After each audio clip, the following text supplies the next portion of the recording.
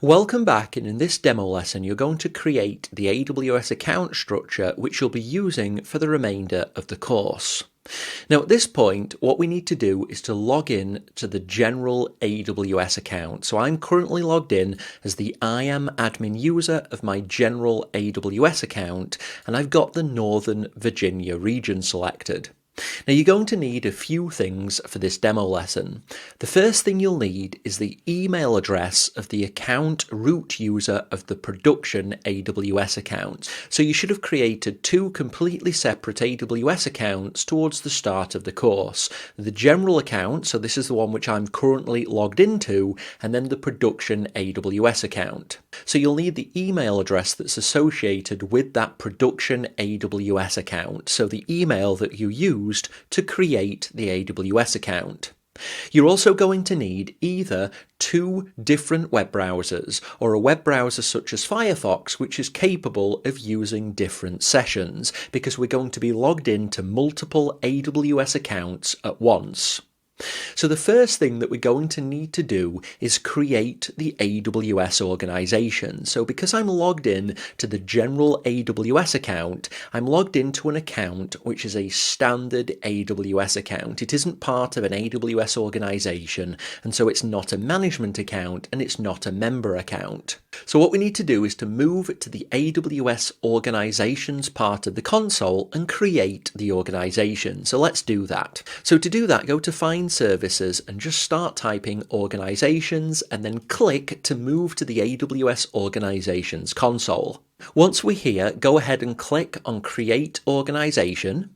This is going to start the process of creating this AWS organization, and as part of that, it will convert this standard account to be the management account of the organization.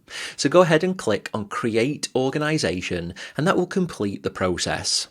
So now we have the AWS organization, and within it this one single AWS account. So the general account has now been converted to the management account of this AWS organization. Now you might see a message saying that we've sent a verification email to this email address. So this is the email address that's associated with the general AWS account, which is now the management account of the organization. And you'll need to click the link within this email to verify this address so you can continue using AWS organization. So if you do have that notification on screen, go ahead and verify that email before continuing. If you don't have a notification, you're good to continue. Now at this point, what I'll need you to do is to open a brand new web browser, or a web browser such as Firefox, which is capable of handling different sessions, and I'll want you to log in to the production AWS account. So just be careful at this point. You need to make sure that this is a completely separate session, and if in doubt, use a completely different web browser, because we need to maintain logins to both this management account and the production account. So I'm going to go ahead and log in to the I am admin user of the production AWS account. So now I'm logged into the production AWS account with this separate browser session. So either you'll use a separate browser session or a completely different browser.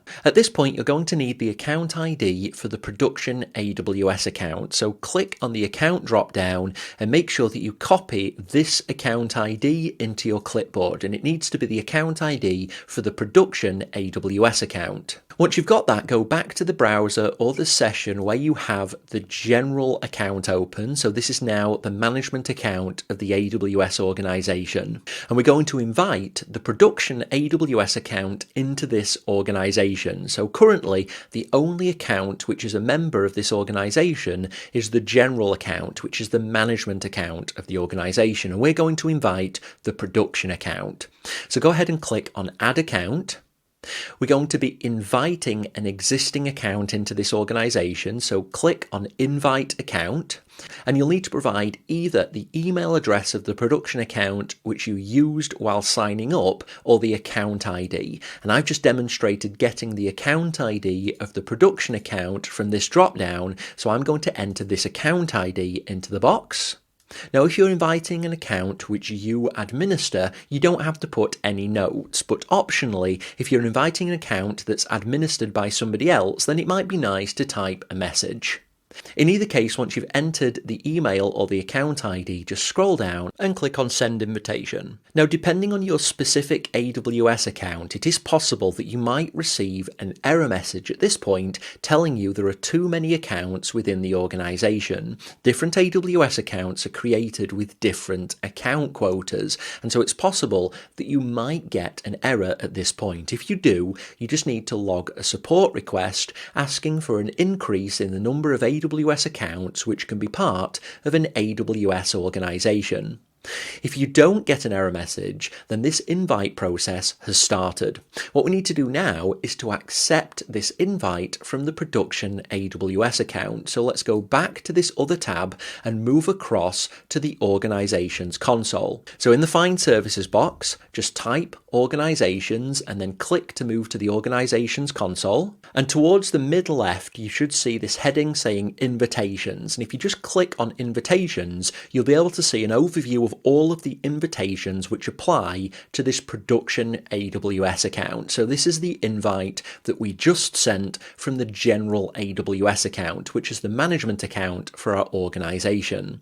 So go ahead and click on accept, and this completes the process of joining the organization. So now the production account is a member of the AWS organization, and we can verify that by returning to the tab where we logged in to the general AWS account, which is now the management account for this organization, and just hit refresh, and now we should see two AWS accounts, the general account and the production account. Okay, so this is the end of part 1 of this lesson.